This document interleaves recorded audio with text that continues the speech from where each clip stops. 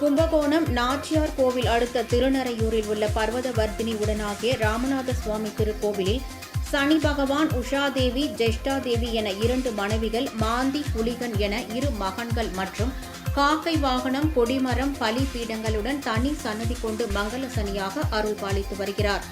இவ்வாலயத்தில் கும்பத்திலிருந்து மீனத்திற்கு சனி பகவான் பெயர்ச்சியாவதை முன்னிட்டு கடந்த 2ஆம் தேதி கொடியேற்றத்துடன் சனி பெயர்ச்சி விழா தொடங்கியது. சனி பகவான் இன்று காலை கும்பத்திலிருந்து மீனத்திற்கு பெயர்ச்சியானதை முன்னிட்டு சனி பகவான் அவரது மனைவிகள் உஷாதேவி, ஜெஷ்டாதேவி, மகன்கள் மாந்தி, புலிகன் ஆகியோருக்கு எண்ணெய் காப்பு சாற்றி மாப்பொடி, மஞ்சள் பொடி, திரவிய பொடி, பால், தயிர், சந்தனம் முதலிய பொருட்களை கொண்டு நன்னீராட்டு நடைபெற்றது. இதனைத் தொடர்ந்து ஆடைகள் மற்றும் வண்ண மலர் மாலைகள் அணிவித்து தீபாராதனை நடைபெற்றது. இதில் ஏராளமான பக்தர்கள் கலந்து கொண்டு சுவாமி தரிசனம் செய்தனர்.